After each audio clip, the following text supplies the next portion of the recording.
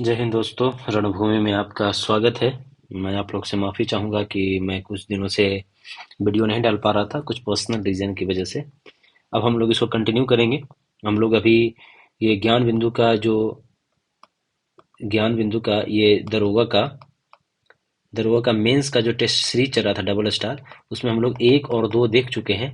आज हम लोग तीसरा देखने वाले हैं। कोशिश करेंगे कि हर 1 से 2 दिन के इंटरवल में आपको जो अभी तक टोटल 10 हो चुके हैं, तो ये पीछे अगले 1 वीक में इसको पूरा करने की कोशिश किया जाएगा।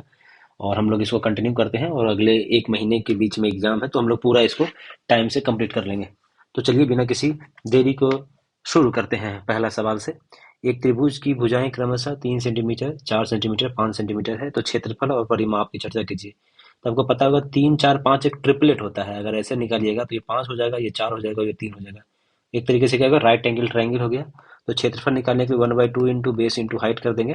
तो हाफ इंटू बेस को ले लीजिए 4, और हाइट को ले लेते हैं, चलिए ना कोई भी एक ले लेते हैं, 1/3 इंटू 4 ले लेते हैं, 3 हो जाएगा। तो आपका क्या हो जाएगा, 2 मतलब 6 सेंटीमीटर स्क्वायर आ जाएगा। तो ये बात आपका सही हो गया। पेरीमीटर की बात कर लेते हैं, तो 4, 3, 7 और 7, 5, 12, ये भी आपका सही है। तो ये दोनों कथन आपका इसका सही हो जाएगा। पहाड़ी क्षेत्र में गोइटर रोग एक सामान्य बीमारी है। पहाड़ी क्षेत्र में लोगों के भोजन में आयोडीन की मात्रा कम रहती है। तो बात ये सही है। कहता पहाड़ी क्षेत्र में क्या होता है कि घेंघा रोग जो होता है वो पहाड़ी क्षेत्र में ज्यादा होता है। सही है। और इसमें आयोडीन की मात्रा कम होती है, ये बात भी सही है, इसी कारण घेंघा रोग होता है। तो ये व्याख्या आपका सही है। भुगतान संतुलन आगे देखते हैं। और अगर कुछ और इसमें बताएं तो कहता थायराइड ग्रंथि द्वारा थायरोक्सिन हार्मोन उत्पादन के लिए आयोडीन आवश्यक है। तो जो थायराइड ग्रंथि है वहां से थायरोक्सिन हार्मोन निकलता है, उसके लिए आयोडीन आवश्यक हो जाता है। और यही आयोडीन की कमी से हम लोग को थायराइड ग्रंथि का आकार बढ़ जाता है, जिसको हम लोग घेघा रोग कहते हैं। तो इसमें क्या होता है कि थायराइड ग्रंथि का आकार बढ़ जाता है। आगे देखते हैं। भुगतान संतुलन के अंतर्गत आने वाले पूंजी खाते कैपिटल अकाउंट में निम्न से किसे शामिल किया जाता है। पूंजी कैपिटल अकाउंट में किसको किसको शामिल किया जाता है। तो प्रत्यक्ष विदेशी निवेश, विदेश पोर्टफोलियो निवेश और बाह्य वाणिज्यिक उधारी। तो ये किसमें क्या था, तो ये तीनों को शामिल किया जाता है। अगर हम कैपिटल अकाउंट की बात कर रहे हैं पूंजी, तो ये जब कैपिटल अकाउंट है तो कैपिटल अकाउंट में क्या क्या होता है, प्रत्यक्ष विदेशी निवेश भी होता है, विदेश पोर्टफोलियो निवेश भी, और बाह्य वाणिज्यिक उधारी, तीनों होता है कैपिटल अकाउंट में। न्यायिक सक्रियता के संदर्भ में निम्नलिखित कथनों पर विचार कीजिए। कहते हैं न्यायालय विधायी और कार्यपालिका के क्षेत्र में हस्तक्षेप कर सकता है। यह मौलिक अधिकारों की रक्षा को सुदृढ़ करता है। यह शक्ति के पृथक्करण सिद्धांत के विरुद्ध है।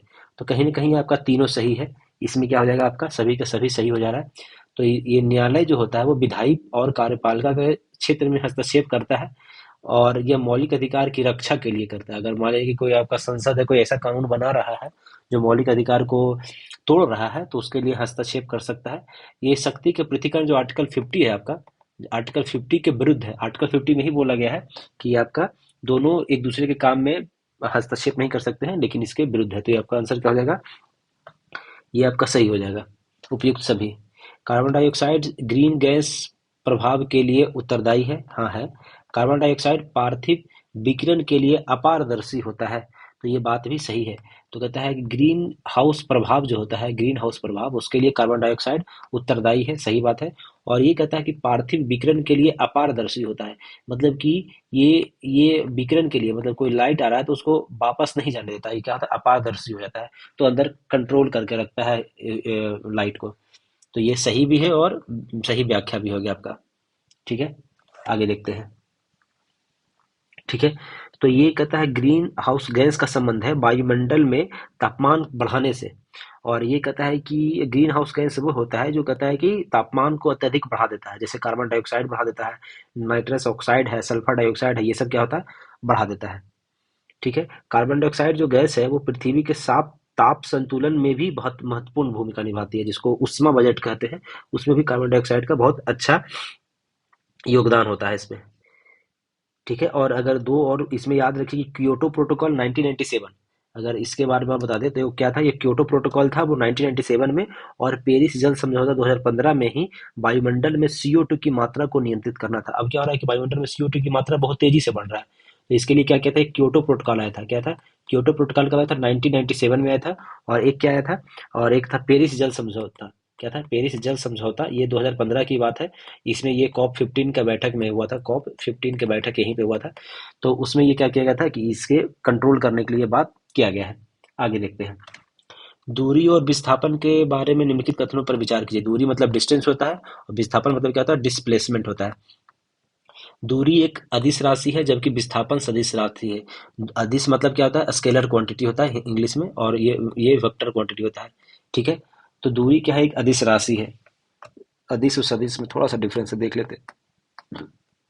हाँ, स्केलर क्वांटिटी है, displacement is a vector quantity है। तो इसमें क्या, चलिए, तो ये इसमें क्या पूछ रहा है, हम लोग को सही नहीं है पूछ रहा, तो ये तो सही हो गया भैया। दूरी में परिमाण और दिशा दोनों होता है, नहीं, दिशा नहीं होता है, खाली परिमाण होता है। ये आपका गलत हो गया, जबकि विस्थापन में केवल परिमाण होता है, दोनों उल्टा लिख दिया है। दूरी सदैव धनात्मक या शून्य होती है, तो बात ये सही है। विस्थापन धनात्मक और ऋणात्मक हो सकती है, परंतु कभी शून्य नहीं हो सकती है, ये बात गलत है। अब हम यहाँ से शुरू किए, घूम के यहीं पे आ गए, तो डिस्प्लेसमेंट तो हमारा जीरो ही हो गया ना, तो ये बात आपका गलत हो गया। तो सही कौन कौन नहीं है, 2 और 4 आपका इसमें सही नहीं है। कहता है सेक ए बराबर 20/7 है, तो साइन बराबर क्या होगा। सेक, अब देखिए इसका अगर फॉर्मूला ऐसे बनाइएगा, तो सेक किसका उल्टा था, पहले ये दिखाइए। सेक होता है कौशिक का उल्टा होता है, तो कौशिक ए बराबर क्या हो जाएगा, 7/25 हो जाएगा। ठीक है। और अब इसको कौशिक की वैल्यू बैठाइए, और साइन कॉस, तो ये क्या हो जाएगा, 7, यहाँ पे 25 हो जाएगा। ठीक है, कौशिक ऐसे बैठता है। और तो ये 7 में 625 में से हम लोग कितना घटाना होगा, 7 घटाएंगे, 49 घटा देंगे, तो ये आपका कितना आ जाएगा, 6। और ये हो जाएगा 11 में से 7, और ये 576 किसका होता है, ये 24 का होता है। मतलब 7, 24, 25 क्या है, एक ट्रिपलेट है। तो हमसे क्या पूछ रहा है, साइन पूछ रहा है, तो साइन 24/25 सही है। टैन पूछ रहा है, टैन क्या आता है, 24/7 होगा, ना कि 7/24 होगा।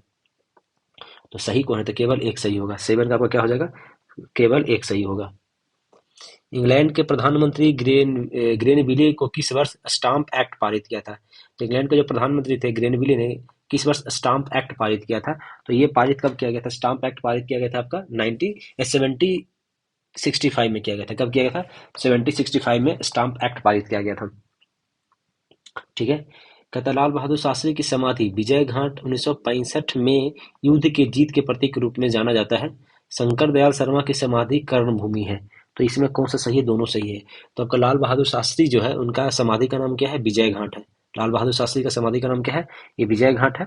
और ये 1965 में बनाया गया था युद्ध के जीत के प्रतीक के रूप में। और शंकर दयाल शर्मा की समाधि स्थल का क्या नाम है, कर्मभूमि नाम है, इसको जाना जाता है। बाकी कुछ कुछ और लोगों के समाधि स्थल आपको पता होना चाहिए। समता है वो जगजीवन राम का है। चैत्रा भूमि जो है वो बी आर अम्बेडकर का है, तो बी आर अम्बेडकर के समाधि स्थल का नाम क्या है, चैत्रा भूमि। ज्ञानी जैल सिंह का नाम है एकता स्थल। अटल बिहारी वाजपेयी का क्या नाम है, सदैव अटल, ये अटल बिहारी वाजपेयी जी का है। गुलजारीलाल नंदा का नाम है नारायण घाट है। महात्मा गांधी का राजघाट आपको पता है। जवाहरलाल नेहरू जी का शांति वन है, जवाहरलाल नेहरू जी का। इंदिरा गांधी का शक्ति स्थल है। मोरारजी देसाई का अभय घाट है। चौधरी चरण सिंह का किसान है। के नारायण का है उदय भूमि। राजीव गांधी का वीर भूमि है। राजेंद्र प्रसाद का महाप्रयाण घाट है। और चंद्रशेखर जी का क्या है, जननायक स्थल है। तो ये सब याद रखिएगा, बाकी इसमें दोनों हो जाएगा। चलिए आगे देखते हैं। कहता है दी गई आकृति में ए और ए बी पैरेलल है सी डी का, ए बी पैरेलल है सी डी का, सी डी, अच्छा ये दोनों पैरेलल है, ठीक है। और सी ए बी बराबर 80 डिग्री है। सी E F C E F बराबर है 30 डिग्री है। चलिए मान लेते हैं। कहता है कि अब हमको ये एक्स निकालना है, एक्स बराबर कितना होगा। ठीक है भैया। तो ये जब पैरेलल है तो ये भी आपका 80 डिग्री हो जाएगा, जब ये दोनों पैरेलल है तो ये कितना हो जाएगा, ये 100 डिग्री हो जाएगा। तो ये 130 हो गया, तो ये कितना हो जाएगा, ये 50 डिग्री हो जाएगा। तो आपका आंसर क्या हो जाएगा, इसमें आंसर सी हो जाएगा। समूह और दूसरे समूह को मिलाते हैं। हृदय क्या होता है, पंप की तरह काम करने वाला अंग है, सही बात है। धमनियां होता है, धमनी में ऑक्सीजन रहित रक्त का परिसंचरण होता है। धमनी में क्या होता है, हम लोग 11 देख रहे हैं। तो धमनी में क्या होता है कि ऑक्सीजन रहित होता है, वो शिराएं में होता है, और धमनी में ऑक्सीजन युक्त होता है। तो आपका ए का 1 हो जाएगा, बी का 3 हो जाएगा, और सी का 2 हो जाएगा। तो धमनी में क्या होता है, जो धमनी जो मोटा मोटा होता है, उसमें जो मोटा में क्या होता है, ऑक्सीजन रहता है, और शिराएं में ऑक्सीजन नहीं रहता है, शिराएं में ऑक्सीजन नहीं रहता है। सुमेलित कीजिए। भारतीय शस्त्र अधिनियम शाही भारतीय उच्च न्यायालय अधिनियम, उच्च न्यायालय मतलब हाई कोर्ट की बात हो रहा है, ये 1860-61 में आया था, तो आपका ये 1861 हो जाएगा, सी का 4 हो जाएगा, सी का 4 आपका एक ही में है। भारतीय विवाह विच्छेद अधिनियम कब आया था? तो विवाह विच्छेद आपका कब आया था? तो ये आया था 1869 में। कब आया था? 1869 में आया था। और शस्त्र अधिनियम कब आया था? तो ये आपका 1878 में आया था। शस्त्र अधिनियम कब आया था? ये आपका 1878 में आया था। शाही पद कब आया था? तो शाही पद की बात हुई थी कब? 1876 में। और शाही पद कब हुआ था? 1876 में हुआ था। तो आंसर क्या हो गया आपका? डी हो गया। तो शस्त्र अधिनियम 1878, शाही पद 1876, भारतीय उच्च न्यायालय अधिनियम 1861, विवाह विच्छेद 1869, विधवा पूर्ण विवाह कब आया था? तो 1856 में, याद रखिएगा, विधवा पूर्ण विवाह 1856 में, बाल विवाह निषेध 1929 में, बाल विवाह निषेध 1929 में, सम्मति आयु अधिनियम 1891 में, याद रखिएगा, सम्मति आयु अधिनियम 1891 में, नेटिव मैरिज एक्ट 1872 में, दास्ता अधिनियम आया था 1843 में, 1843 में दास्ता, देशी भाषा समाचार पत्र 1878 में, हिंदू महिला संपत्ति 1937 में, और सती प्रथा पर प्रतिबंध कब लगाया गया था? तो सती प्रथा पर प्रतिबंध 1829 में लगाया गया था। ये याद रखिएगा, सती प्रथा पर प्रतिबंध कब लगाया था? 1829 में। कार्य के डायमेंशन क्या होता है? कार्य का, वर्क का, तो वर्क का क्या होता है हम लोग को पता है ना। वर्क जो होता है एफ एस कॉस थीटा होता है, इसका फॉर्मूला अगर ऐसे देखिएगा तो work equal to F S cos theta होता है। अगर ये एम एल टू, इसका अगर M L two T minus two होता है, आंसर क्या हो जाएगा? ये कार क्या है कि ये एक अदिश राशि है, क्या है? स्केलर क्वांटिटी है। और ये इसका क्या होता है? कार इक्वल टू बल इंटू विस्थापन होता है। क्या होता है? फोर्स इंटू विस्थापन, डिस्प्लेसमेंट होता है। बल इंटू विस्थापन मतलब वही है, एफ बल, फोर्स और डिस्प्लेसमेंट, ये एंगल निकलने पे कॉस थीटा आ जाता है। ठीक है। इसका एसआई मात्रक क्या होता है? अगर एसआई मात्रक की बात करते हैं तो इसमें होता है केजी मीटर स्क्वायर पर सेकंड स्क्वायर होता है, ये होता है इसका एसआई मात्रक हो जाता है। ठीक है। और एक जूल बराबर, याद रखें, एक जूल बराबर कितना होता है? 10⁻7 अर्ग। ये अभी ये आपका मेन से शायद सवाल भी था, शायद सवाल था ये, तो याद रखिएगा। आगे देखते हैं, कौन सा कथन असत्य है? कहता है आधुनिक कंप्यूटर की खोज सर्वप्रथम 1956 में हुआ था।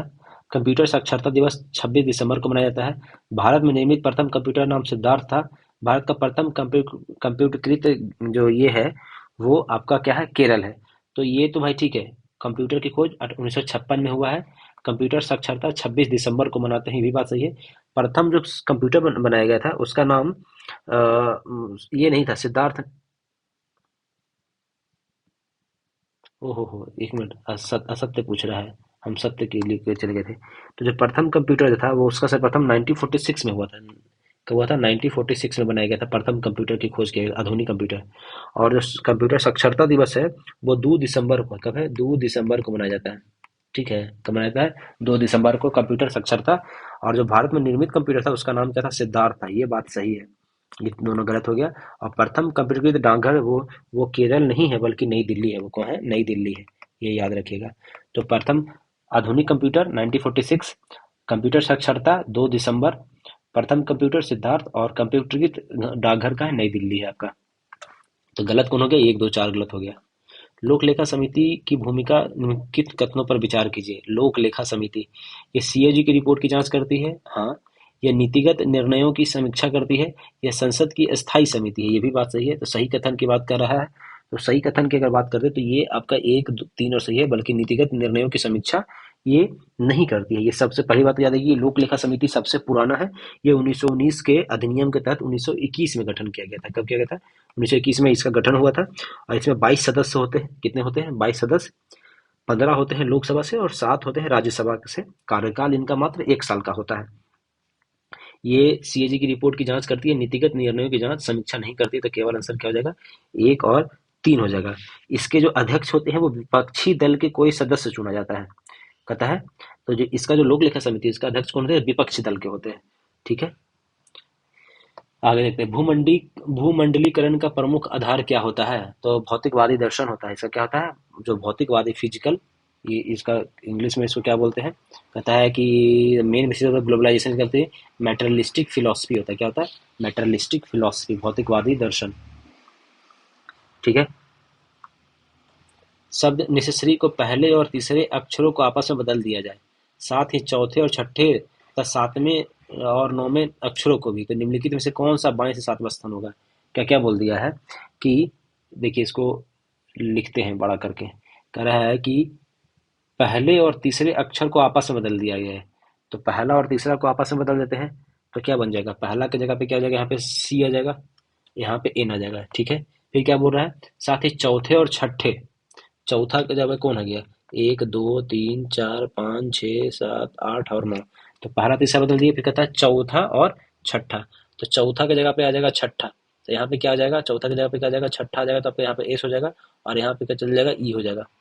फिर कहता है कि आपस में बदल जाए सातवां और नौवें को भी, 7 नंबर और 9 नंबर, तो यहाँ पे बाई हो जाएगा और यहाँ पे क्या हो जाएगा? ए हो जाएगा।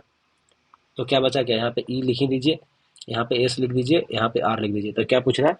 बाएं से सातवां अक्षर कौन है? बाएं से सातवां, एक दो तीन चार पाँच छः सात, इन आना चाहिए बाएं से सातवां। ओहो सर, दाएं से हो गया, बाएं से ना जी। तो 7वें नंबर पे कौन आ गया? बाई आ गया। 7वें नंबर पे क्या आ गया? आपका बाई आ गया। ठीक है। सिंधु घाटी सभ्यता के संदर्भ में निम्नलिखित कथनों में कौन सा सही है? यह प्रमुख धर्मनिरपेक्षता सभ्यता थी और धार्मिक तत्वों के मौजूद होने के बावजूद धर्म जीवन पर हावी नहीं था। सिंधु घाटी सभ्यता, ठीक है।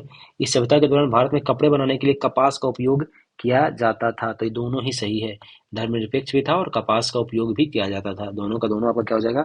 सही हो जाएगा। क्यों? और कहता है कि ये धर्मनिरपेक्ष था, लेकिन हड़प्पा सभ्यता में कहीं पे भी मंदिर का साक्ष्य नहीं मिला। ये याद रखिएगा, हड़प्पा में मंदिर का साक्ष्य नहीं मिला है। धार्मिक अनुष्ठान का साक्ष्य मिला है मोहनजोदाड़ो से। और मोहनजोदाड़ो में कहता है कि विशाल स्नानाघर को भी शामिल किया गया है। ठीक है। कालीबंगन और लोथल से क्या मिला? अग्नि वेदिका मिला। कहाँ से? कालीबंगन और लोथल से। ठीक है। और जो हड़प्पा वासी थे वो माता की पूजा ज्यादा करते थे, इसलिए इसे मातृ सत्तात्मक राज्य भी कहा जाता है। ठीक है। और ये सूती वस्त्र और ऊनी वस्त्र दोनों पहनते थे। और सर्वप्रथम जो होता है हड़प्पा वासियों द्वारा ही कपास की खेती किया गया है। ठीक है। आगे देखते हैं। शेरशाह सूरी के संबंध में असत्य कथन पहचानिए। इनके काल में भूमि मापन के लिए गज ए सिकंदरी का प्रयोग किया जाता था। ठीक है। इन्होंने सर्वप्रथम सासाराम को कबूलियत और पट्टा प्रणाली शुभारंभ किया। ठीक है। इनके काल में भू राजस्व की दर कुल उपज का 1/7वां भाग नहीं था। ये तो गलत लग रहा है। ये 1/3 भाग था। कितना था? 1/3 भाग था। यही गलत हो गया आपका। इसने पाटलिपुत्रा को पटना के रूप में पुनः किया। ये बात सही हो गया। तो गज सिकंदरी इनके काल में था। कबूलियत और पट्टा निकालने वाले कौन थे? शेरशाह सूरी जी थे। और 1/3 भाग था राजस्व का। और पटना को, पाटलिपुत्र को पटना बनाने वाले शेरशाह सूरी जी ही थे। ठीक है। अगर शेरशाह सूरी जी के बारे में बता दे तो कहता है कि अ, शेर खां की जो इनकी जो उपाधि किसने दिया था? तो बहार खान लोहानी ने इनको शेरशाह सूरी की उपाधि दिया था। और शेर खां को जलाल खां का संरक्षण नियुक्त किया गया था। जलाल खां का संरक्षण नियुक्त किया गया था। और ये घाघरा के युद्ध 1529 में महमूद लोदी की तरफ से ये लड़ाई किए थे। कब किए थे? तो 1529 में जो ये आपका जो युद्ध हुआ था, घाघरा का युद्ध हुआ था 1529 में, वो महमूद लोदी की तरफ से इसमें लड़ाई किए थे। फिर उसने कहता है कि 1529 में ही कहता बंगाल के एक शासक था नुसरत शाह, उसको हराए थे और हजरत आला की उपाधि धारण किए थे। फिर जब चौसा का युद्ध हुआ था 1539 ईस्वी में, तो इस युद्ध में कहता हुमायूं को पराजित करके उस समय शेर शाह की उपाधि धारण किए थे। कब? 1529, 26 जून 1539 में। ठीक है। फिर 40 में कन्नौज का हुआ था, बिलग्राम का युद्ध में। फिर दोबारा उसको पराजित किए और सूर वंश की स्थापना कर देते हैं। फिर शेरशाह के जो मारवाड़ का युद्ध हुआ था 1544 में, शेरशाह द्वारा मारवाड़ का युद्ध हुआ था। इसमें कहा रहा था कि 44 में बोला है कि मैं मुट्ठी भर बाजरे के लिए पूरे हिंदुस्तान का साम्राज्य खो चुका था। ये बात कब बोला गया था? तो ये बात बोला गया था 1544 में। ये किसके लिए? मारवाड़ का युद्ध में बोला गया था। ठीक है। फिर 1545 में इनकी मृत्यु हो जाती है। कालिंदर के किले पे उक्ता नामक अग्निशास्त्र चलाते वक्त में हो जाता है। इनकी मृत्यु कब होती है? 1545 में। ठीक है। और ये जो गज सिकंदरी है ये 32 अंक का था। कितने अंक का था? 32 अंक इसमें था। ठीक है। और इनके समय में जो कहता है जी 178 ग्रेन चांदी का रुपया था और 380 ग्रेन तांबे का दाम था। तो जो चांदी का जो रुपया था 178 था और जो दाम था वो 380 ग्रेन का था। ठीक है। और ये कहता है कि इन्होंने किला एक कुहना का निर्माण करवाया था। फिर 1541 में पाटलिपुत्रा को पटना नाम बनाया था। ये कब किया था? तो ये 1541 में ये चीज पाटलिपुत्रा को पटना किया गया था। ठीक है। आगे देखते हैं। फिर असत्य युग्म की चुनाव कीजिए। कहता है भारत का सबसे पश्चिमी बिंदु कच्छ है। ठीक है। पूर्वी बिंदु किबिथु है, ये भी सीखे। ऊपरी बिंदु इंदिरा कॉल, नहीं, उत्तरी बिंदु इंदिरा कॉल, कहता है असत्य युग्म की बात हो रहा है ना, सबसे पश्चिमी बिंदु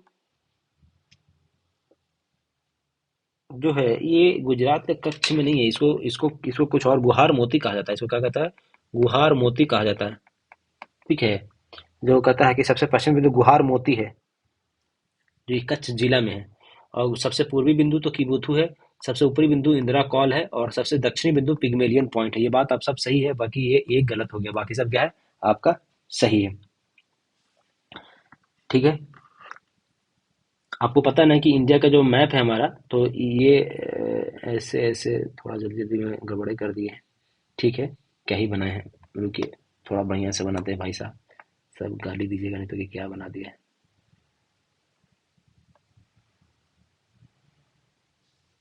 ठीक है, ये बना दिए। तो इसकी लंबाई चौड़ाई याद रखिएगा कि कहता है उत्तर से दक्षिण में है, ये आपका कितना है, उत्तर से दक्षिण में 3214 किलोमीटर का है। और कहता है पूरब से जो पश्चिम है ये 2933 किलोमीटर का है, ये याद रखिएगा, 32 14 29 33 किलोमीटर का है। फिर अब ये फॉर्मूला है ए स्क्वायर। चलिए, अगला मैथ का है, ए क्यू बराबर इतना है, तो इसको हम कैसे लिख सकते हैं, ए क्यू माइनस, इसको कैसे लिखा जा सकता है कि इसमें से ए प्लस बी का होल क्यूब पे इसको तोड़ देते हैं।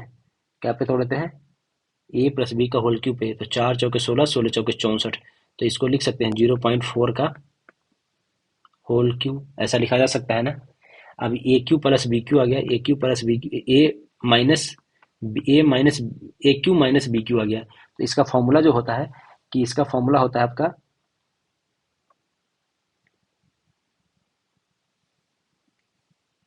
इस फॉर्मूले पे इसको तोड़ना होगा कि A minus B into A square plus B square plus A B, ये फॉर्मूला होता है, इस पे तोड़ दीजिए। तो ए माइनस बी तो कहता है कि आपका हो जाएगा ए माइनस 0.4, फिर कहता है ए स्क्वायर में हो जाएगा ए स्क्वायर, फिर कहता है कि बी स्क्वायर में आपका क्या हो जाएगा, बी स्क्वायर में आपका क्या आंसर आ जाएगा, बी स्क्वायर में आपका 0.16 हो जाएगा, और प्लस प्लस, और यहाँ पे प्लस हो जाएगा, प्लस प्लस, फिर आपका हो जाएगा 0.4 ए हो जाएगा, सब प्लस बन जाएगा, तो आपका आंसर क्या आ जाएगा, सी आंसर आ जाएगा। ये याद रखिएगा, फॉर्मूला कहता है A A cube minus B cube जो होता है वो A minus B A square plus B square plus A B हो जाता है। चलिए आगे देखते हैं, कथन निम्नलिखित सूची को मिलान कीजिए, संगम शासक और विशेषताएं क्या क्या था वो देख लेते हैं, इसको मिलाना है। तो हरिहर द्वितीय, देवराय प्रथम, देवराय द्वितीय, बुक्का प्रथम, ये है, तो इसका क्या हो जाएगा कि हरिहर द्वितीय द्वारा किया था, मैसूर कांची को विजयनगर में मिलाया था, मैसूर और कांची को विजयनगर में मिलाया था, हरिहर द्वितीय ने मिलाया था। ठीक है, देवराय प्रथम ने सेना में तुर्की धनुर्धरों को शामिल किया था, सेना में तुर्की धनुर्धर किसने किया था, देवराय प्रथम ने किया था। फिर सेना में मुस्लिम की भर्ती किसने किया था, देवराय द्वितीय ने, सेना में मुस्लिम भर्ती किसने किया था, देवराय द्वितीय ने मुस्लिम भर्ती किया था। और 3 समुद्रों का स्वामी बुक्का प्रथम को कहा गया था, तो कहा गया आंसर 1 2 3। तो हरिहर द्वितीय ने कांची को विजयनगर में मिलाया, तुर्की धनुर्धर देवराय प्रथम, मुस्लिम की भर्ती देवराय द्वितीय, और बुक्का प्रथम को 3 समुद्रों का स्वामी कहा गया है। तथा पृथ्वी के परपटी के प्रमुख तत्वों के वजन के अनुसार अवरोही क्रम में, अवरोही मतलब घटते क्रम में, परपटी पे सबसे ज्यादा क्या है, भूमि पे सबसे ज्यादा क्या है आपका, अगर परपटी की बात कर लेते हैं तो सबसे ज्यादा क्या हो जाएगा आपका, तो ऑक्सीजन सबसे ज्यादा हो जाएगा। ऑक्सीजन के बाद क्या हो जाएगा, एल्यूमिनियम हो जाएगा। ठीक है, ऑक्सीजन के बाद एल्यूमिनियम है, एल्यूमिनियम के बाद क्या है आपका, कैल्शियम है, और उसके बाद सोडियम है। आपका आंसर क्या हो जाएगा, ये आ जाएगा बी। अगर ये आपको याद रखना होगा परपटी पे वजन के अनुसार में, तो ये याद रखिएगा, इवन अभी दरोगा के एग्जाम में इस पे सवाल था, दरवा के पीटी में इस पे ये सवाल था कि कैसे कैसे कौन कौन है।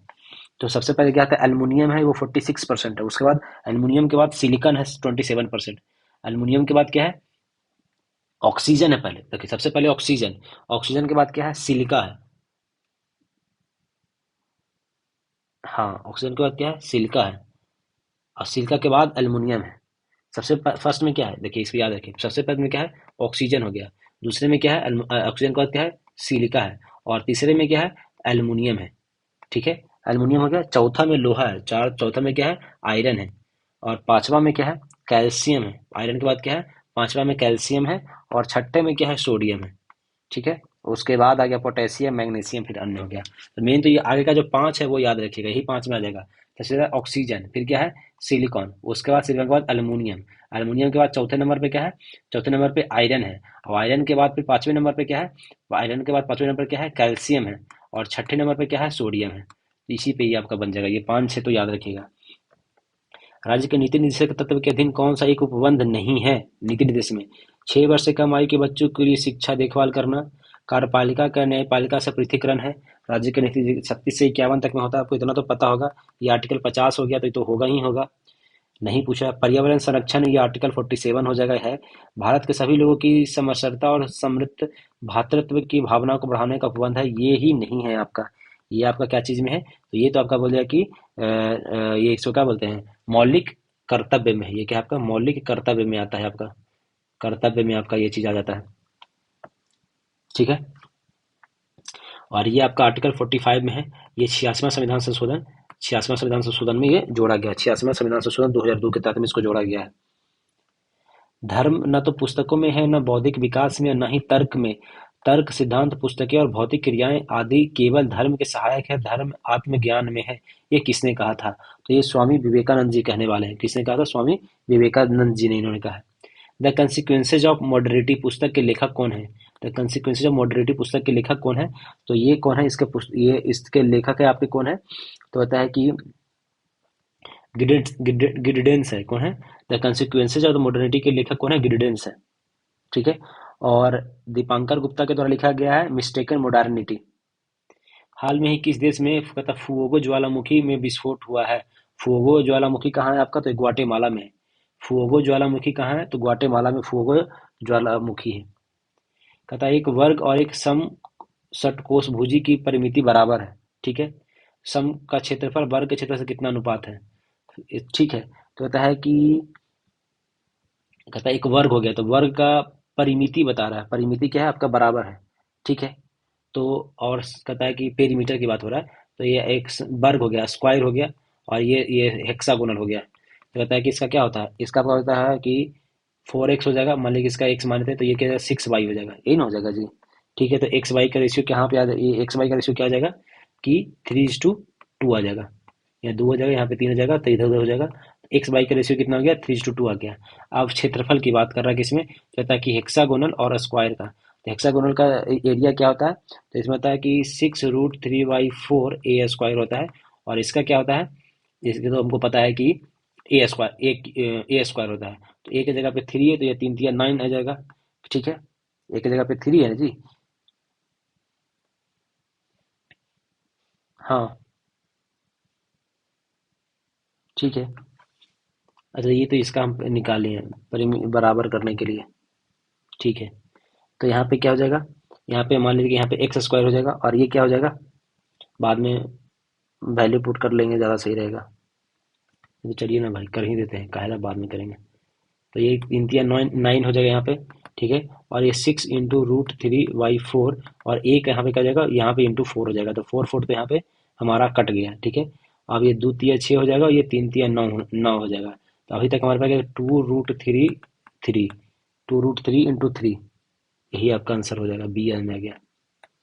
ठीक है, तो ये एरिया का फॉर्मूला याद रखिएगा। 6√3/4 हो जाता है a²। ये होता है एरिया हेक्सागोनल का। ये एरिया मेन याद रखिएगा, आपका बन जाएगा इजी। सूची 1 को सूची 2 से मिलान कीजिए। कहता है फायदोमीटर कैसी के लिए है?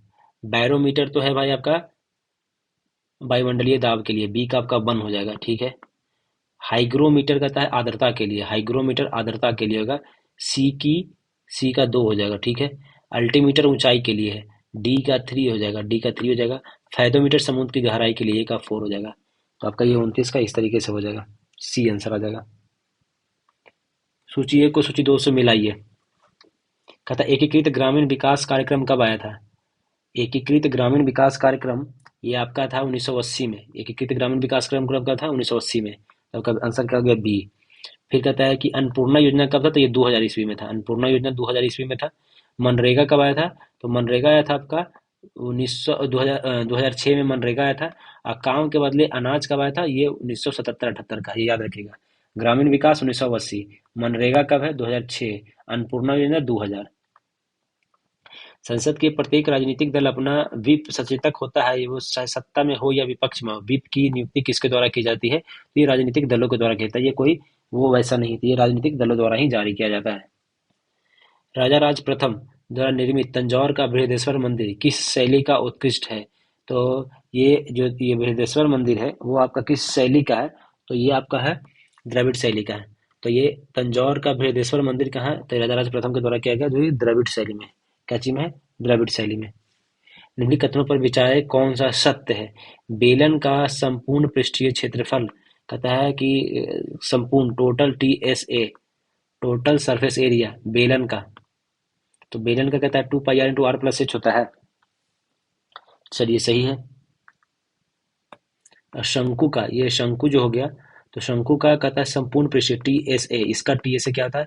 तो πr/r+l होता है। ये भी बात, दोनों फॉर्मूला है, सिर्फ याद रखें कि दोनों का दोनों आपका सत्य हो जाएगा, दोनों सत्य है। कौन सा यांत्रिक लाभ का लिए सही है? यांत्रिक लाभ कहता है कि यांत्रिक लाभ को अगर हम कैसे क्या बोलते हैं, मैकेनिकल एडवांटेज। कौन सा मैकेनिकल एडवांटेज के लिए सही है? तो होता है कि भार इंटू आयास, इंग्लिश में क्या लिखा है इसको, लोड इंटू इफर्ट होता है, यही मैकेनिकल लाभ होता है। जितना लोड है उसके हिसाब से इफर्ट लगाएगा तो आपको मैकेनिकल एडवांटेज मिलेगा। तो आपका बी आंसर हो जाएगा। क्या हो जाएगा आंसर? बी आंसर हो जाएगा। चलिए थोड़ा स्लो चल रहे हैं हम लोग, थोड़ा समय के साथ बढ़ते हैं तेजी में। निम्नलिखित पर विचार कीजिए। स्थलकृति समय जैविकता की उपयोग में कौन सा मृदा निर्माण को नियंत्रित करता है? मिट्टी निर्माण के लिए कौन कौन करता है? तो समय तो करता ही है, स्थलाकृति भी करता ही है। ठीक है। जैविक क्रिया भी, सब मतलब इसमें क्या हो जाएगा, चारों का चारों है जो मिट्टी निर्माण के लिए जरूरी है। भारतीय राष्ट्रीय कांग्रेस के प्रथम भारतीय महिला अध्यक्ष कौन थी? सरोजिनी नायडू जी थी। और ये 1925 का कानपुर अधिवेशन की थी। कब की थी? 1925 का कानपुर अधिवेशन इन्होंने किया था। केंद्र शासित प्रदेश के संबंध में निम्नलिखित में से कौन सा असत्य कथन पर पहचान कीजिए? केंद्र शासित प्रदेश के संबंध में, तथा भारत का संविधान 8 में अनुच्छेद 239 से 41 तक केंद्र शासित प्रदेश का उपबंध है। दिल्ली के लिए विशेष प्रावधान अनुच्छेद 239 के ए में है। ठीक है। भारत के राष्ट्रपति केंद्र शासित प्रदेशों का प्रशासन करता है। वर्तमान में दिल्ली, पुडुचेरी, लद्दाख केंद्र शासित प्रदेश में विधानसभा है। आपका डी ही गलत है। 1, 2 तो 3 सही है। दिल्ली में है, पुडुचेरी में है, लद्दाख में नहीं है। तो ये आपका गलत हो गया। क्या है? लद्दाख में आपका नहीं है। 19 अक्टूबर 2000 को कौन सा दिन था? ये तो भाई निकालने की बात है। 19 अक्टूबर 2000 को कौन सा दिन था? तो कहता है कि 2000 को अगर हम डिवाइड करते हैं 4 से, तो ये क्या निकला, 4×5=20। तो ये क्या है आपका? ये लीप ईयर है। क्या है? लीप ईयर हो गया। ठीक है। पहले तो आपको पता चल गया कि लीप ईयर हो जाएगा। ठीक है। हम्म। पहला दिन तो हमको पता चल गया ना जी कि लीप ईयर होगा। तो कहता है कि मैं विषम दिन 0, 300 दिन में विषम दिन।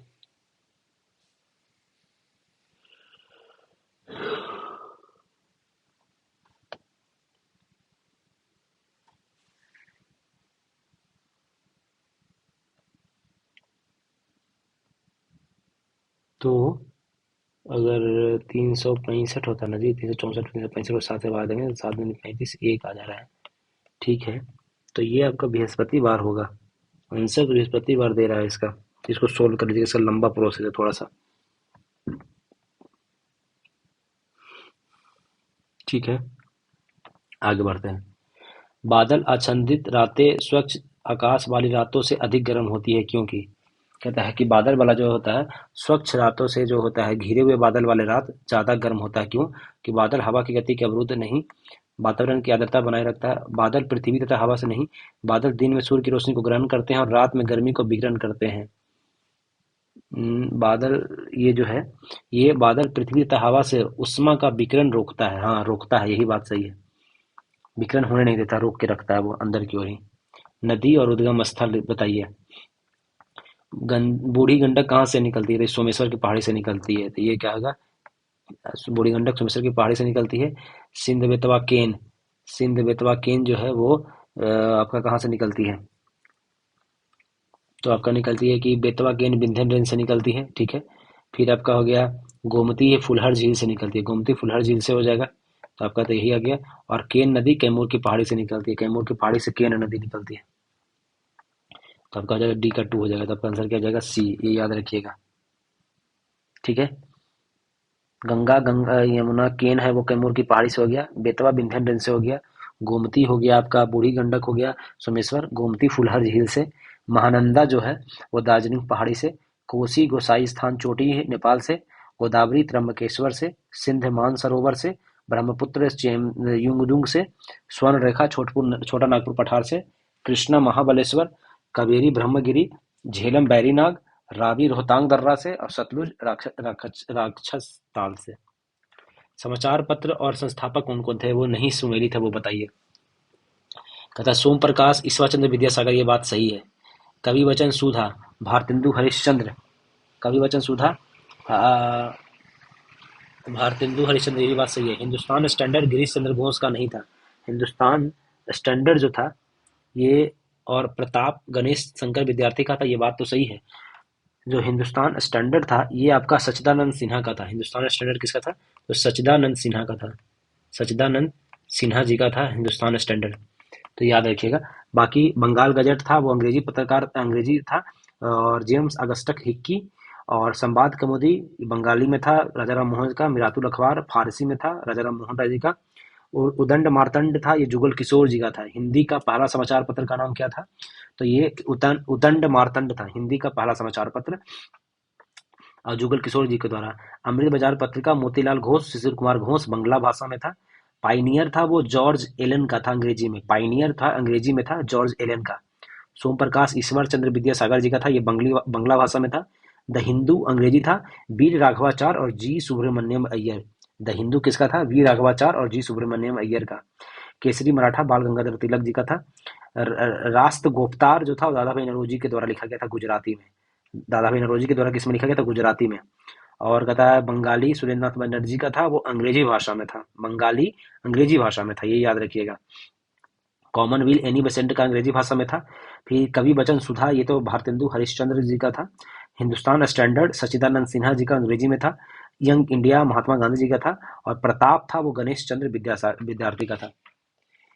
तथा एक घड़ी इस प्रकार रखा गया है कि दोपहर 12 बजे उसकी मिनट की सुई उत्तर पूर्व दिशा में है। उत्तर पूर्व में, ये उत्तर पूर्व में मतलब कि 12 बजे घड़ी जो 12 बजे था वो उत्तर पूर्व में, 12 यहाँ बज रहा है।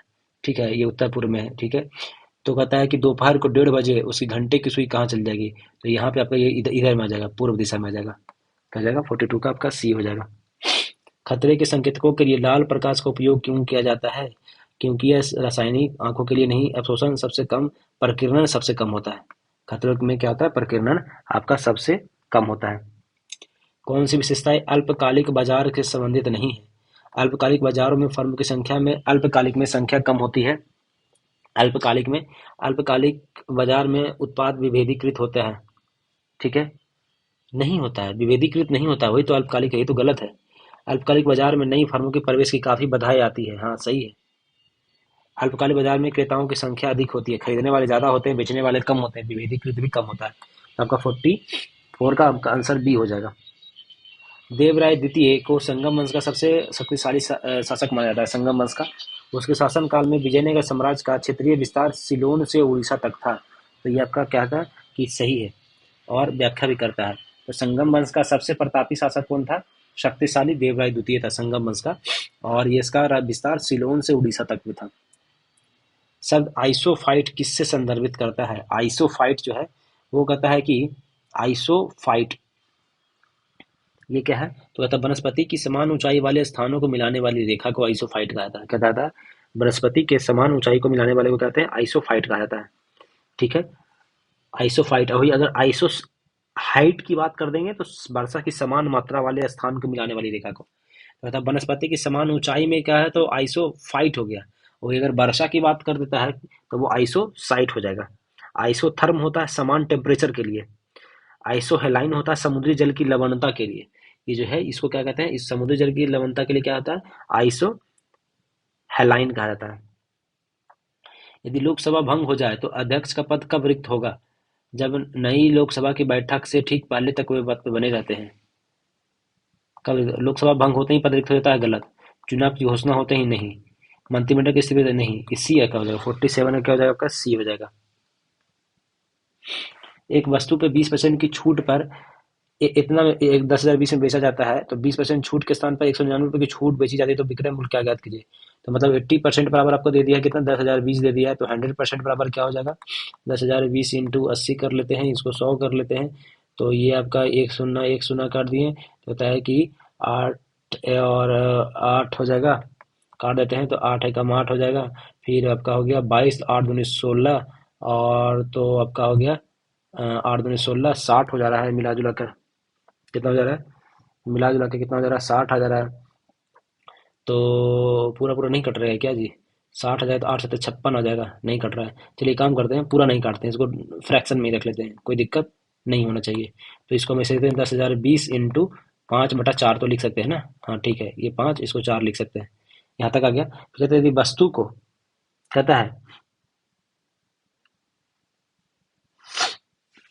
आप काटे क्या इससे, तो ये तो कट जाएगा ना, कितना में 4 दूनी का 8, फिर 5 चौका 20, 4 दूनी का 8, 5 चौका 20, और 5 चौका 20, फिर ये हो जाएगा 5 25 के 5 बाकी दोनों, 5 2 27 के 7 बाकी में 2, 5 10 2 12, ये इतना का इसका दाम था, ठीक है।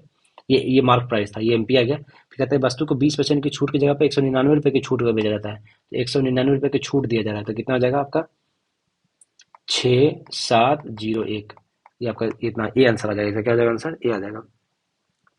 मूत्र का पीला रंग किसकी मौजूदगी के कारण होता है, यूरोक्रोम के कारण होता है। मूत्र का पीला रंग किसके कारण होता है, यूरोक्रोम के कारण पीला रंग होता है, कहता है यूरोक्रोम के कारण होता है। और कहता है कि यूरोक्रोम जो होता है लाल, कहता है कि आरबीसी से टूटने से बने बिलुरीन के नामक पदार्थ से होता है। तो यूरोक्रोम जो पीला रंग आता कहाँ से, तो यूरोक्रोम बनता है जब आरबीसी है वो टूटता है उसका बिलुरीन, तब वहां से ये बनता है, ठीक है। आगे देखते हैं। महरौली के लौह स्तंभ किस सम्राट की उपलब्धियों की वर्णन करने के लिए अभिलेख हेतु प्रसिद्ध है। महरौली का जो लौह स्तंभ है वो किसके लिए है, महरौली में कौन थे, तो आपका कौन थे, चंद्रगुप्त द्वितीय का है बात है।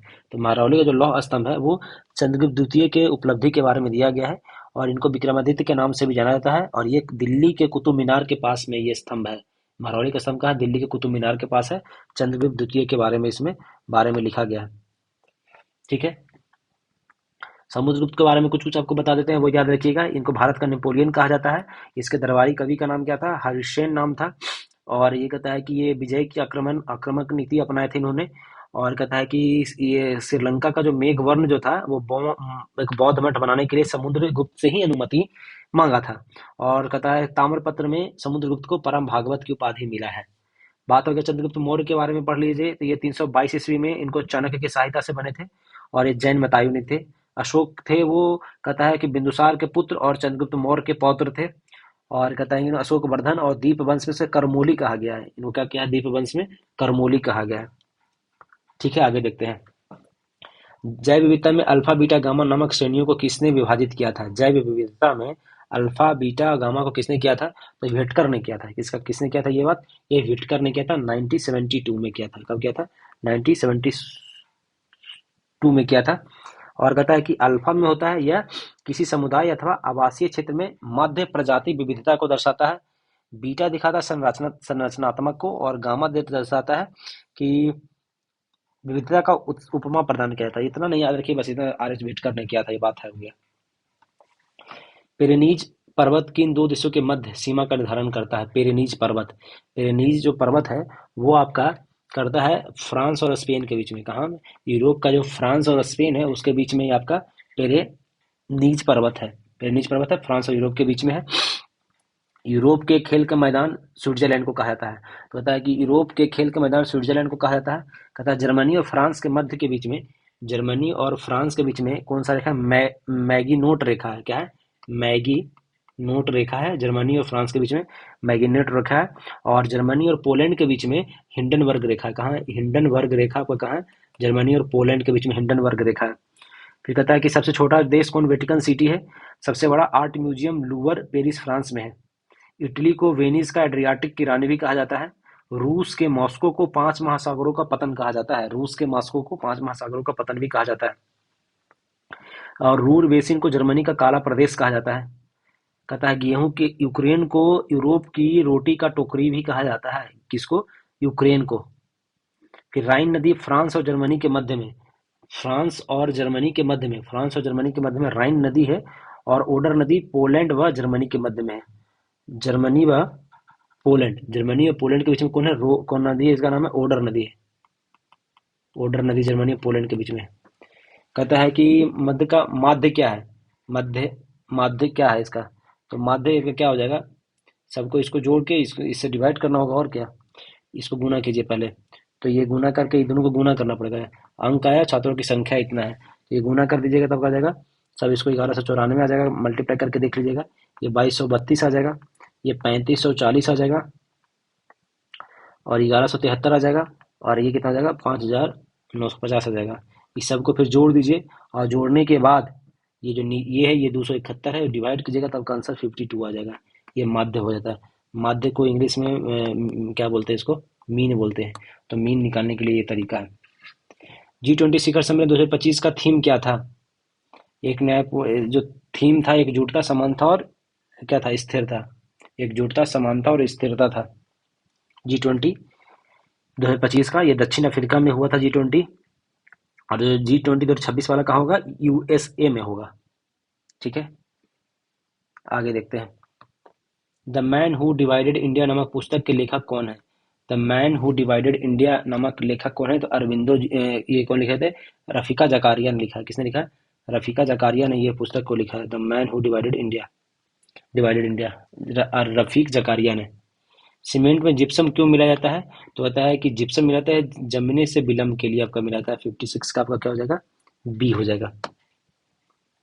हम्म चोल काल में प्रचलित साला भोग क्या थी, साला भोग क्या था, तो ये क्या था, एक तरीके का साला भोग भूमि का प्रकार था। साला भोग क्या था, ये भूमि का प्रकार था चोल में। चोल काल में क्या था, ये भूमि का एक प्रकार था साला भोग। एक मिनट, हाँ, आगे देखते हैं। अगर अगला सवाल आगे के बढ़ते हैं। अब कितने वर्ग हैं, अब ये वर्ग यहाँ से निकालना है हम लोग को। तो वर्ग की कुल संख्या कितना है, कितने वर्ग है, तो आपका देखिए ऐसे 1 2 3 4, फिर 2 3 4, ये दोनों जब 4 4 हो जाता है तो इसको कैसे निकालते हैं, 4 × 4 करके 16 कर देते हैं ना जी, 16 हो जाता है ऐसे में। ठीक है, टोटल 16 हो जाता है। फिर और देखिए,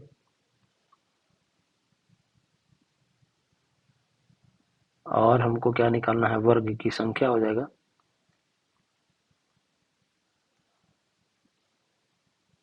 एक देता है कि 5 10 15 20, नहीं ऐसे नहीं निकलता, 16 नहीं होता इसका, ऐसे जोड़ा जाता है। एक का स्क्वायर, एक, दो का स्क्वायर, चार, तीन का स्क्वायर 9, चार का स्क्वायर 16, 16 4 20, कहता है 16 4 20, 10 30 हो जाएगा, टोटल ऐसे 30 हो जाएगा। वही तो कहे गड़बड़ हो रहा था। उसके बाद एक ये दिख रहा है हमको, और फिर दो, ये तीन, ये चार, एक बड़ा वाला 5, कितना हो जाएगा, 35 तो आ गया, 35 हो जाएगा। भारत का राष्ट्रीय धरोहर पशु कौन सा है, भारत का पशु कौन सा है, तो हमारा पशु कौन है, तो आपका है पशु में कहता है धरोहर पशु, राष्ट्रीय धरोहर पशु कौन हो जाएगा, धरोहर में एशियाई हाथी हो जाएगा, एशियाई हाथी हो जाएगा, ये याद रखिएगा। पक्षी मोर, पशु राष्ट्रीय पशु कौन हो जाएगा, तो बंगाल टाइगर।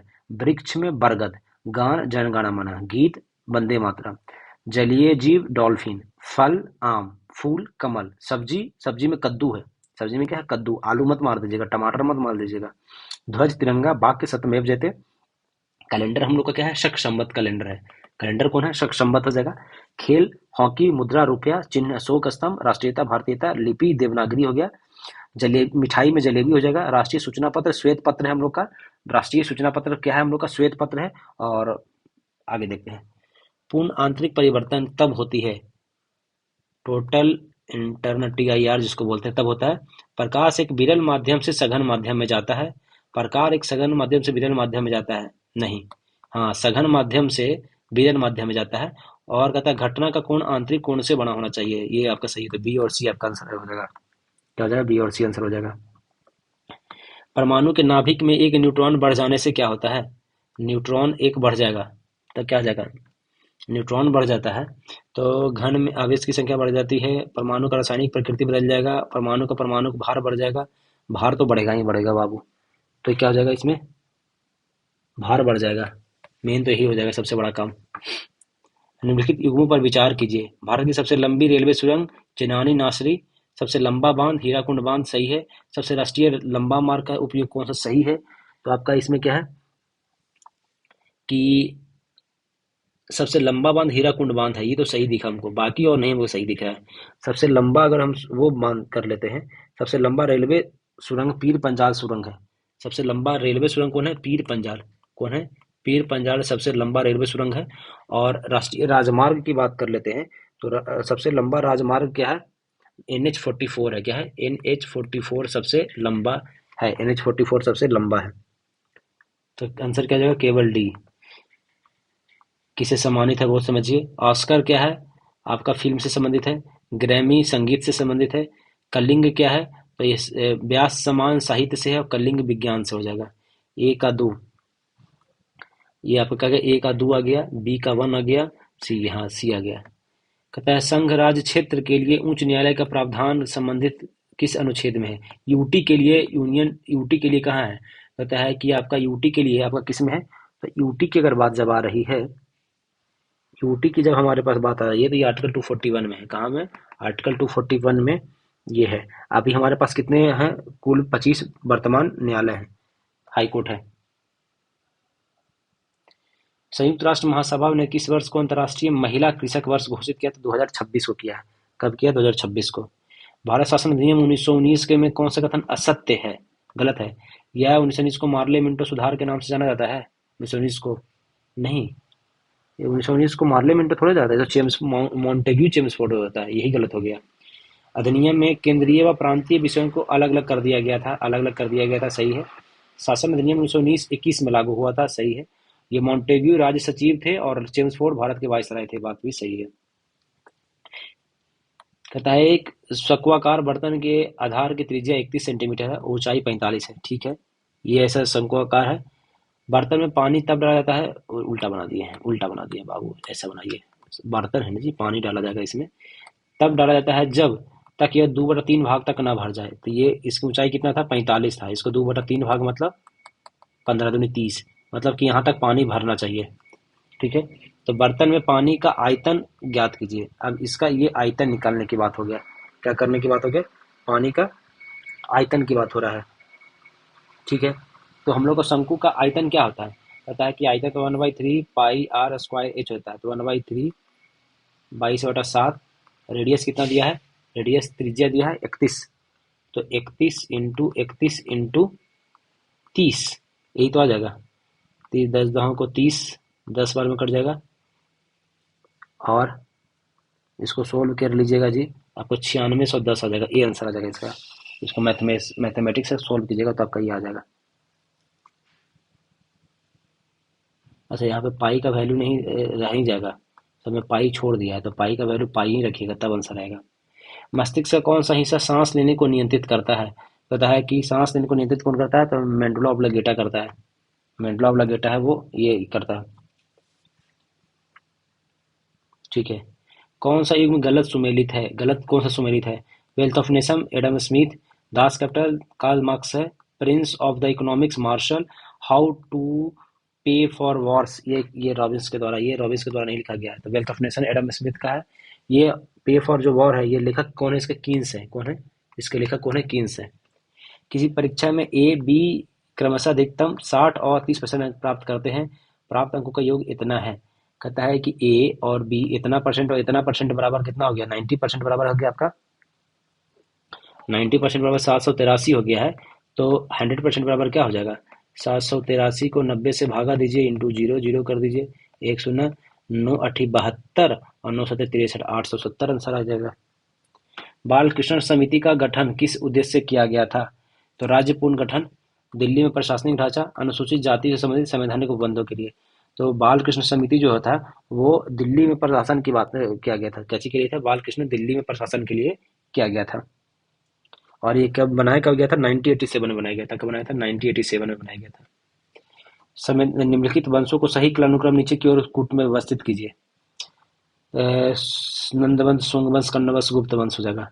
है कि हसीन मशूक सातों को पता होगा ना, हसीन, मशुक, सा। तो होता है कि नंद वंश, मौर्य वंश, शुंग वंश। नंद के बाद आएगा शुंग हो जाएगा, एक के बाद तीन आएगा, एक के बाद तीन, एक के बाद तीन, ठीक है। और उसके बाद कर्ण वंश आया था। तो एक तीन दो, एक तीन दो, एक तीन दो चार, आपका डी आंसर हो जाएगा। क्या हो जाएगा इसका आंसर? डी हो जाएगा। फिर गुप्त वंश हो जाएगा। अगर आपको सबका हम टाइमिंग बता दें तो नंद वंश 344 से लेकर 344 से 324 ईसा पूर्व तक था नंद वंश। 344 से 324 ईसा पूर्व था। शुंग वंश 185 से लेकर 73 तक था। कन्ना वंश कब था? 75 से लेकर 30 तक था। और गुप्त वंश तो बहुत बाद में आया था। गुप्त वंश तो बहुत बाद में आया था। आगे पढ़ते हैं। धावन सोडा का सही सूत्र क्या है?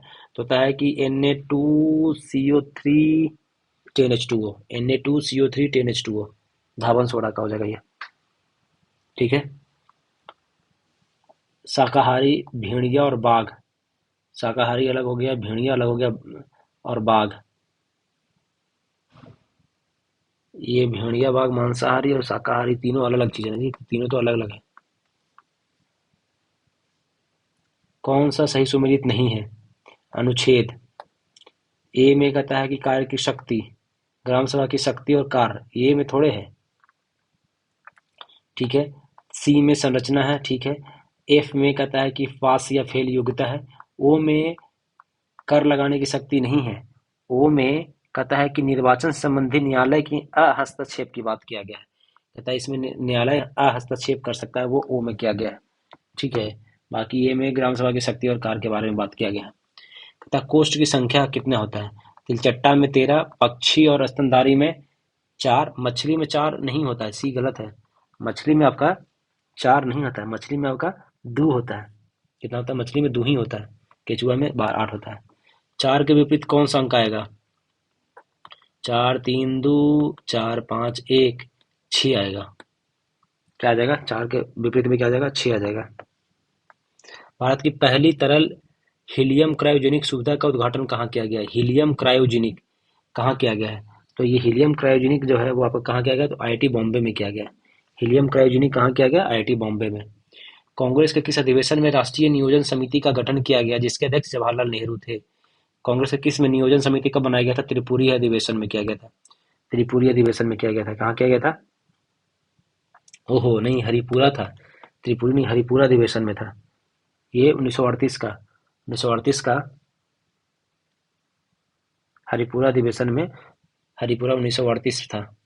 हाँ हाँ, ये घबराइएगा नहीं, 1938 सुभाष चंद्र बोस जी थे। NaCl का कौन सा बॉन्ड होता है? ये NaCl में आयनिक बॉन्ड होता है। NaCl में क्या होता है? Ionic bond. ऑरेंज बुक किस देश की सरकारी दस्तावेज है? तो ऑरेंज बुक किसका है? तो आपका ये नीदरलैंड का है। ऑरेंज बुक कहाँ का है? नीदरलैंड का है। साइनोकोबालामीन को कहा जाता है, साइनोकोबालामीन किसको कहा जाता है? तो आपको ये विटामिन B12 को कहा जाता है ना जी। साइनोकोबालामीन किसको कहता है? विटामिन B12 को। विटामिन डी को क्या कहा जाता है? आपको पता होगा। डी को कैल्सीफेरोल कहा जाता है। सी को, विटामिन सी को एस्कॉर्बिक एसिड। विटामिन ए को रेटिनॉल कहा जाता है। भारत में मुद्रास्फीति मापने के लिए किसका उपयोग किया जाता है? उपभोक्ता, जीडीपी, अपस्फीति कारक और थोक मूल्य, सभी को किया जाता है। आपका इसमें सभी हो जाएगा। आधार वर्ष सबका याद रखिएगा। निम्नलिखित में से किस राज्य की सीमा तेलंगाना राज्य से स्पर्श नहीं करता है? तो महाराष्ट्र, कर्नाटक, उड़ीसा और छत्तीसगढ़। तेलंगाना बीच में है जी, छत्तीसगढ़ से तो करेगा ही करेगा, महाराष्ट्र से भी करेगा। तेलंगाना है तो महाराष्ट्र से तो करेगा ही, उड़ीसा से नहीं करेगा, उड़ीसा से नहीं करेगा, यही नहीं करेगा, कर्नाटक से तो करेगा ही करेगा। तो आपका 84 का क्या हो जाएगा? बी हो जाएगा। नीति आयोग के संबंध में असत्य कथन। नीति आयोग के गवर्निंग काउंसिल में सभी राज्यों के मुख्यमंत्री और उपराज्यपाल होते हैं। यह केंद्र सरकार के दिशा निर्देशों राज्यों को वित्त आवंटित करता है। यह सहकारी संघवाद को बढ़ावा देने के लिए बॉटम अप दृष्टिकोण को बॉटम अप करता है। कहता है थिंक टैंक के रूप में कार्य करता है और नीति के, अरे ये वित्त का आवंटन सॉरी नहीं करता है। वित्त का आवंटन तो वित्त आयोग का काम है। वित्त आवंटन क्यों करेगा? ये काम करेगा, इसका बॉटम अप अप्रोच है, बॉटम अप अप्रोच है। किसका उपयोग कागज के विरंजक के रूप में किया जाता है? कागज के विरंजक। तो कागज के विरंजन विरंजन के रूप में किसका उपयोग किया जाता है? तो कागज का जो विरंजन है इसके उपयोग क्लोराइड का होता है। किसका होता है? क्लोराइड का उपयोग किया जाता है। अब ये ए स्क्वायर माइनस बी स्क्वायर, तो ए प्लस बी इंटू ए माइनस बी पे तोड़ दीजिएगा ना जी इसको।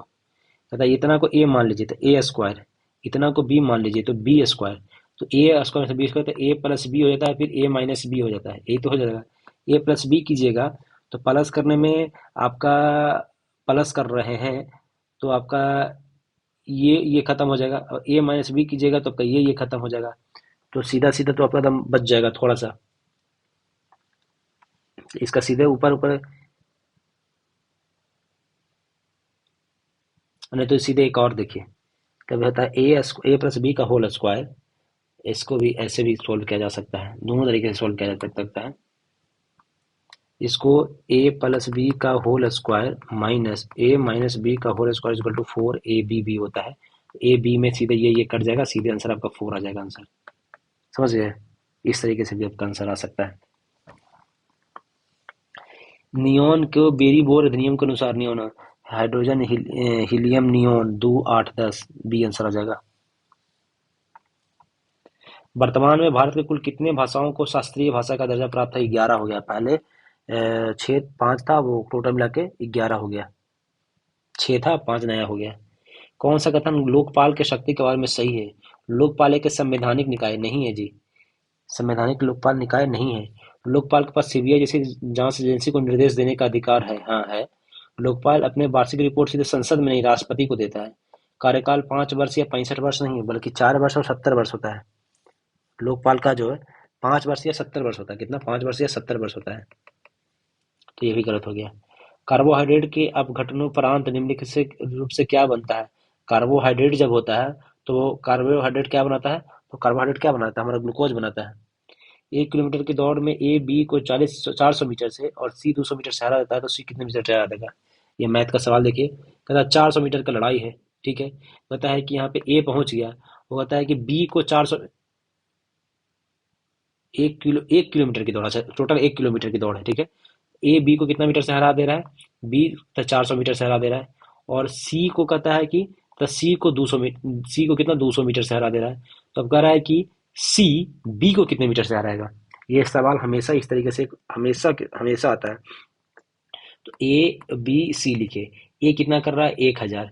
बी कितना कर रहा है? तो आपका 600, और सी कितना लड़ रहा है? 800 हो जा रहा है, ठीक है। अब हमको क्या पूछ रहा है कि सी बी को कितने मीटर से हरा रहा है, तो सी जो है बी को कितने मीटर से हरा रहा है? 200 मीटर से हरा रहा है। कितने मीटर से? 200 मीटर से।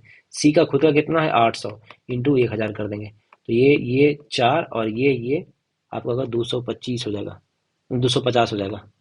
तो कितने मीटर से रहेगा? 250 मीटर से रहेगा। समझ गए? ये सिंपल है कि तीनों को लिखिए, कौन किसको हरा रहा है, वाई कितना से हरा रहा है, वो देख लीजिएगा, आपका काम खत्म। मानसून की उत्पत्ति के समय तापीय सिद्धांत किसने प्रतिपादित किया था? तो वेगनर ने किया था। किसने किया था? मानसून की उत्पत्ति किसने किया था? एडम हैली ने किया था जी। वेगनर ने तो कुछ और दिया था, वेगनर ने तो विस्थापन का सिद्धांत दिया था, अल्फ्रेड वेगनर ने। एडम हैली ने तापीय सिद्धांत, मानसून की उत्पत्ति की तापीय सिद्धांत किसने दिया था? एडम हैली ने दिया था। कहता है 3000 का 10 अवमूल्य पर 8% स्टॉक बेचने पर कितना धन प्राप्त होगा, जबकि दलाली 2% है। दलाली कितना है? 2% है।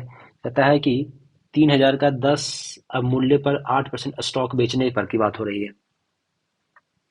तो कह रहा है कि मान ली 100 रुपए का कोई स्टॉक का विक्रय मूल्य निकाल लेते हैं। 100 रुपए का कोई एक स्टॉक है, 3000 का बाद में देख लेंगे, पहले 100 रुपए का स्टॉक है।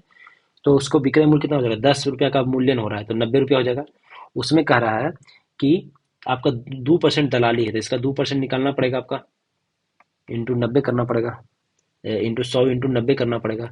तो ये आपका आ जाएगा, तो ये आपका कितना आ रहा है? 88.20 आ जा रहा है, 88.20 आ रहा है। अब कह रहा है कि अब इसको हम इससे बनाते हैं, तो कहता है ये 88.20 जो है वो कितने का है?